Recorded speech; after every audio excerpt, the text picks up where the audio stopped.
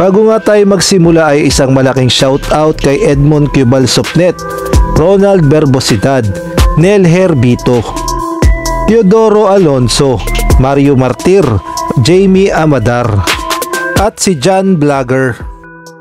Pag-usapan muna nga natin ang nangyayaring finals sa pagitan ng Meralco Bolts at San Miguel Beermen sa PBA All Filipino Cup. At lumamang na nga sa serye ang Meralco Bolts at lamang na nga sila sa standing na 2-1. At masasabi natin kayang-kaya talaga nilang tapatan ang lakas ng San Miguel Beermen na alam naman nating lahat na suki na sa mga kampyonato sa PBA pagdating sa finals. Ngunit sa pagkakataong ito ay mukhang mas malakas na ang Meralco Bolts at lumalabas na parang underdog pa dito ang San Miguel Beermen. Kaya naman marami nga ang haka-haka na baka daw Meralco Bolts na ang makakuha ng kampyonato sa pagkakataong ito sa PBA All Filipino Cup.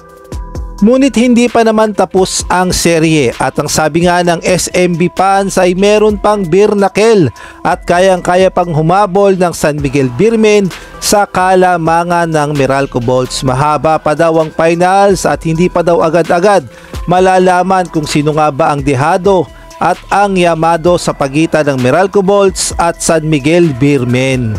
Ang kinababahala lang ng SMB fans ay mukhang nakahanap ng katapat itong si Abay sa katauhan ni Brandon Bates.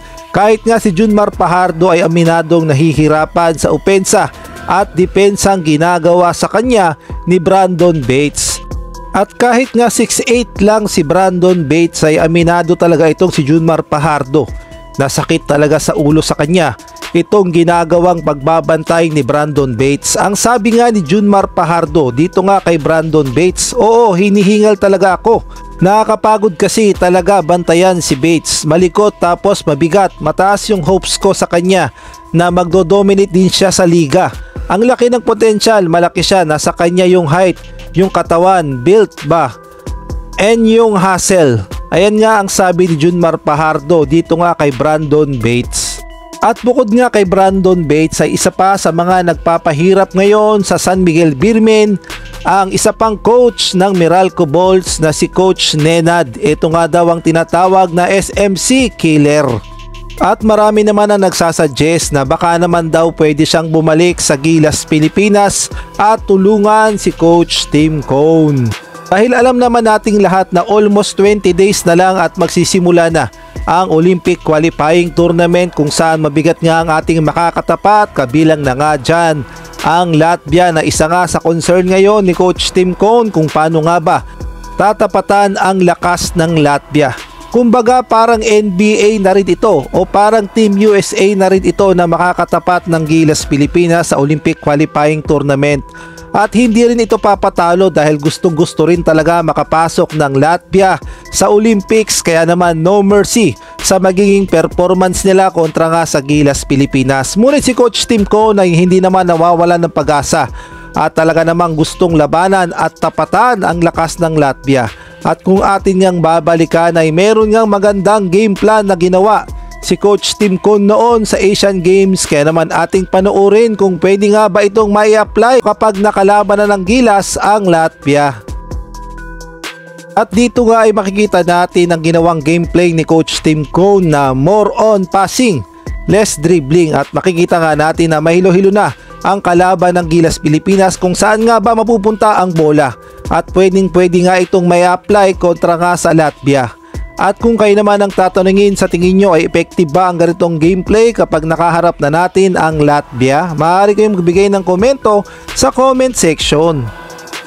Samantalang mukhang bad news naman ito sa Latvia dahil ang kanilang star player center na si Kristaps Porzingis ay mukhang na-injury na naman sa Game 2 ng NBA Finals kontra nga sa Dallas Mavericks. Dito nga makikita natin na natapilok na naman itong si The Unicorn at mukhang masakit ang nangyari sa kanya.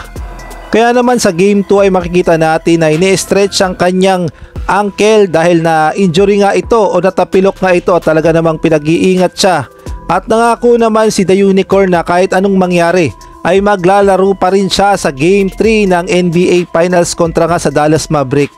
Parang lumalabas na, sinusugal na ni The Unicorn ang kanyang kalusugan at ang kanyang paa dahil delikado nga yan dahil natapilok siya tapos isusugal niya pa sa Game 3 para na rin siyang nagpapakamatay.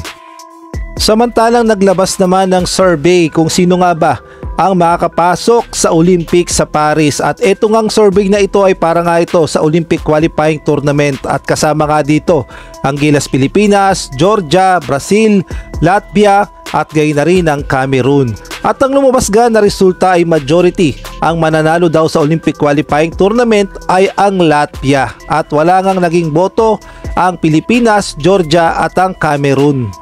Ngunit meron ngang kasabihan na bilog ang bola at hindi naman nakakuha yan sa survey kaya naman abangan na lang natin ang magiging performance ng Gilas Pilipinas at baka gulatin na naman nila ang buong mundo. At ang sabi nga ni Coach Louie Alas ay sa tulong nga ni Justin Brownlee ay kakayanin ng Gilas Pilipinas ang lahat ng pagsubok dahil naniniwala siya na espesyal si Justin Brownlee. Ang sabi niya nga, Brownlee is successful playing alongside Filipino players because of his attitude, his coachable, his good teammate and selfless. There are the qualities that made him successful. At kung kayo naman ang tatanungin sa tingin nyo, ay kakayanin ba ng Gilas Pilipinas na makapasok sa Paris Olympics? Maaari kayong magbigay ng komento sa comment section.